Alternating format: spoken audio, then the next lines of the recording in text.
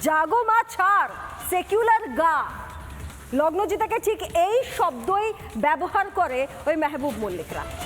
মানে একটি বাংলা গানে মহাকাল, ভৈরবী, সংস্কৃত শব্দের গন্ধ পেতেই একেবারে ফুঁসে উঠেছে এই মেহবুব মল্লিকরা। প্রশ্ন হচ্ছে, তাহলে কি বাংলায় সনাতনী দেবদেবীদের নাম রাখা যাবে না কোনো গানে? কাদের প্রশ্রয় এই সমস্ত মেহবুবরা এত মাথাচাড়া দিচ্ছে?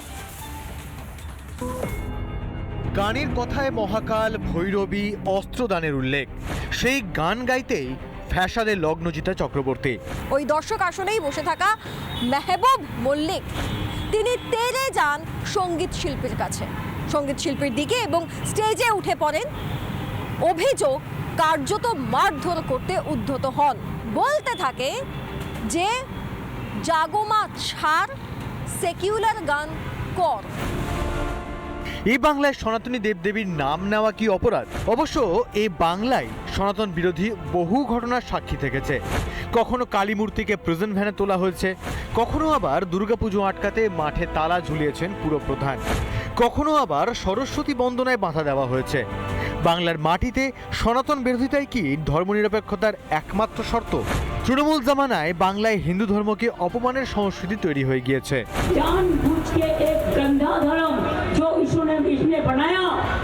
जो एक जुमला पार्टी ने बनाया वो धर्म को हम नहीं मानता है। जयंती मंगला काली भद्रकाली कपालिनी दुर्गा शिवा क्षमा धात्री साहा सदा नमस्तुते कुचसिच भूत मुक्ताहारे बीना पुस्तक रंजित हस्ते सरस्वती महाभागे विद्या कमला लोचने विश्वरूपे विशालाक्षी